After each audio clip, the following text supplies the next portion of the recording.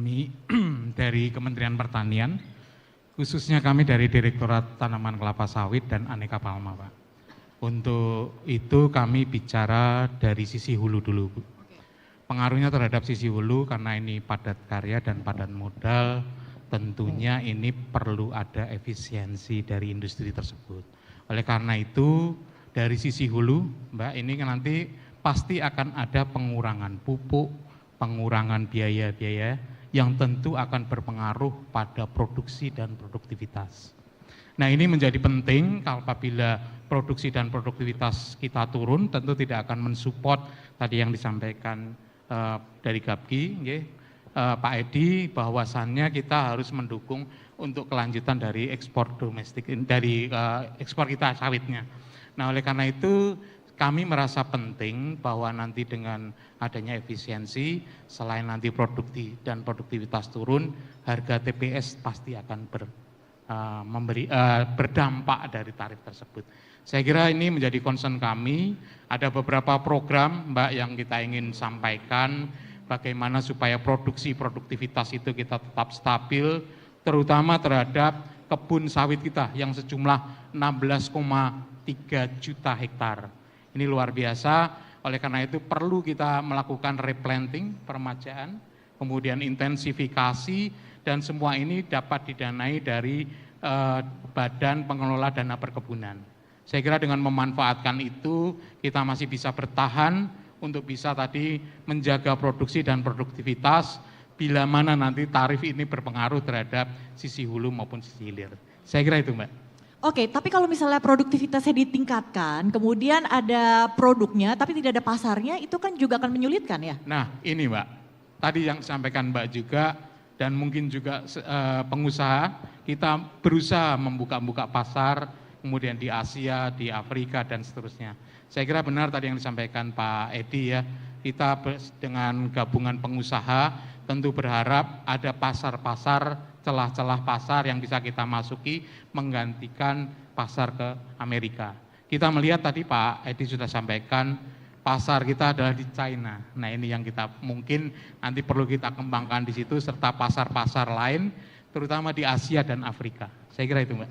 Oke, baik, terima kasih Pak Ardi. Jadi sebentar Pak Faisal, saya ke Pak Edi terlebih dahulu. Jadi untuk peningkatan produktivitas kelapa sawit ini sebenarnya menjadi masalah bagi pelaku usaha sawit atau bagaimana sih Pak?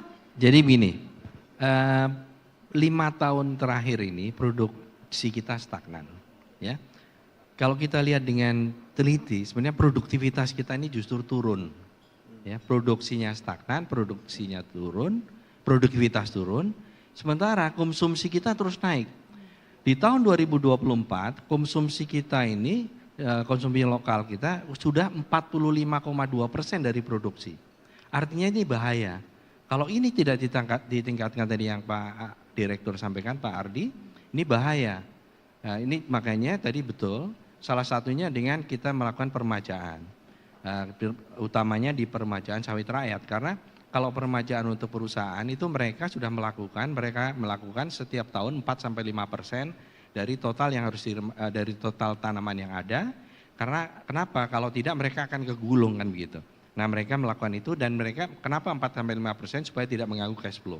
Nah, ini yang harus dilakukan. Nah, Gapki ini bersama pemerintah, bersama dari Kementan, kita kemarin mendatangkan serangga penyerbuk yang lebih agresif. Sudah sampai, barangnya sudah sampai dari Tanzania, sudah ada di Medan, sekarang di PPKS sedang dikembangbiakan serangga penyerbuk itu. Supaya dia pada waktu hujan mereka tetap mau keluar, mau menyerbuk. Nah, ini yang sekarang kita datangkan.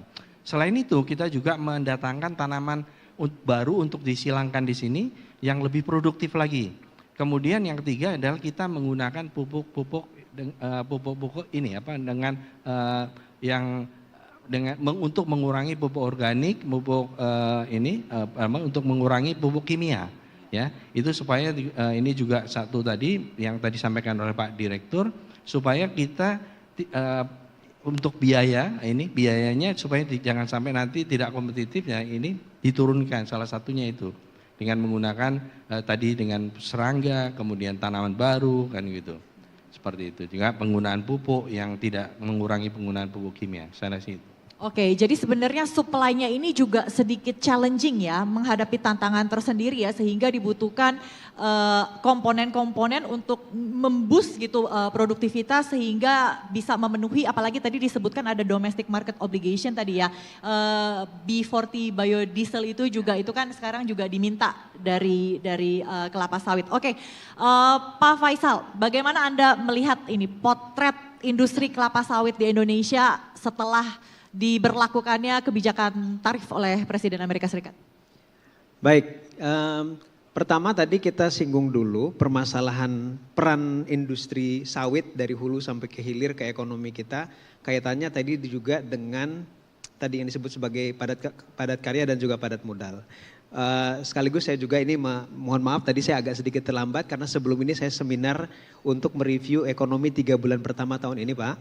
Jadi Core memprediksikan memang tahun ini proyeksi pertumbuhan 2025 kita koreksi lagi dari yang kemarin kita prediksikan 4,8 sampai 5%. Ini potensinya sekarang bisa sampai 4,6 ke 4,8%. Dan highlightsnya adalah daya beli dari sisi masyarakat. Nah ini hal yang perlu menjadi prioritas utama dari sisi kebijakan di 2025. Yang salah satunya adalah income sebetulnya. Satu dari sisi biaya hidup, yang kedua income. Artinya kalau kita berbicara income, kita bicara lapangan pekerjaan. Dan yang paling banyak kalau kita lihat secara sektor adalah pertanian, terutama pertanian perkebunan, yang perkebunan paling besar adalah sawit. Nah untuk kaitannya dengan kondisi global, ya kita memang kalau hubungan kita, gini, sawit itu ekspornya terdiversifikasi sebetulnya ya. Kalau hubungan langsung kita dengan Amerika, ekspor kita ke Amerika tuh 7% terhadap total ini ekspor kita ya sawitnya. Jadi kita banyak juga mengekspor ke yang lain-lain. Tapi dari sudut pandang pasar di Amerika itu 85% sawit yang dia impor dari Indonesia. Keduanya Malaysia. Malaysia itu nomor 2-nya jauh banget. 9,4% ya. Nah perbedaan tarif ya, kalau tadi kan mungkin Bapak sudah sampaikan juga, kalau ini kan kita masih punya waktu beberapa puluh hari ini untuk negosiasi.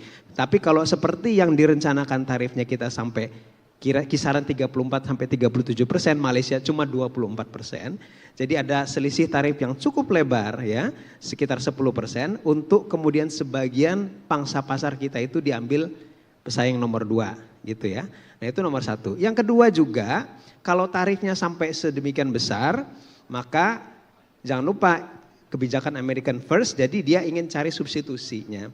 Amerika punya substitusi sawit itu diantaranya adalah soybean oil, yaitu yang mereka produksi, apalagi soybean oil ini dia bukan hanya untuk konsumsi dalam negeri tapi juga ekspor. Tapi ekspor terbesar ke Cina. Cina kasih tarif 125%. Jadi dia terpaksa juga harus berusaha mencari pasar domestiknya untuk menyerap itu. Jadi itu satu. Jadi itu dampaknya ya. Jadi walaupun tadi 85% tetap dari Amerika itu serap dari kita. Lalu dampak tidak langsung. Dampak tidak langsung daripada pengenaan tarif secara umum yang mengena pada semua produk ekspor kita termasuk sawit adalah satu, pertumbuhan atau ada perlambatan dari sisi permintaan, volume. Nah itu sudah terbukti di Trump jilid pertama, kita bandingkan dengan masa Biden, pertumbuhan volume perdagangan dan juga pertumbuhan global jelas jauh beda antara, ada di sini maaf ya. Jadi antara masa Trump yang warna merah jilid pertama dan Biden jilid kedua. Padahal di zaman Biden ada COVID ya 2020. Mestinya itu kan ada tekanan besar, tapi tetap saja lebih rendah di zaman Trump. Itu baru jilid pertama. Jilid kedua kita tahu perangnya lebih keras lagi. Karena retaliasi Cina itu sudah siap perang dia jilid kedua ini. Jadi artinya potensi terhadap tekanan terhadap permintaan global itu besar secara tidak langsung. Selain permintaan dari sisi volume yang turun, juga harga. Karena tarif akan menekan permintaan, maka harga juga terkoreksi, harga komoditas. Itu kita bisa melihat dari harga minyak ya. Ya ini kan banyak hubungannya juga nanti dengan komoditas yang termasuk sawit. Minyak itu turun sekarang di kisaran 60-an, 6 sampai 63 dolar per barrel ya. Nah, jadi ada tekanan dari sisi volume dan juga harga. Nah, ini yang perlu diperhatikan sehingga memang intinya adalah kebijakan untuk mengatasi permasalahan ini, karena tadi kita memandang industri sawit ini adalah yang termasuk yang penciptaan lapangan pekerjaan paling besar. Kita ada masalah sekarang dari sisi daya beli, kelas menengah diantaranya. Nah maka ini yang perlu menjadi perhatian, baik itu tadi catatan-catatan yang kaitannya dengan hambatan ekspor, termasuk juga mempercepat dari yang disampaikan Bapak tadi ke negara-negara non tradisional yang lain, yang sebetulnya dia punya potensi ya. Nah tapi ini memang walaupun butuh proses tapi tetap harus juga didorong. Jadi yang pasar Amerikanya kita coba pertahankan dengan negosiasi ya. Yang pasar barunya kita dorong lebih cepat, karena dari beberapa yang kita core sudah pernah lakukan kajiannya, Afrika itu banyak beberapa negara-negara baru kelas middle income-nya itu membesar ya. Jadi dan pertumbuhan negara-negara tradisional kita di 2025 proyeksi IMF memang rata-rata turun semua. China, Amerika, Jepang, ASEAN ya.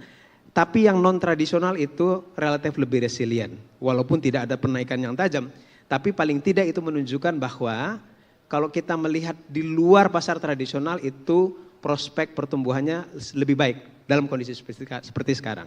Baik, begitu dari saya.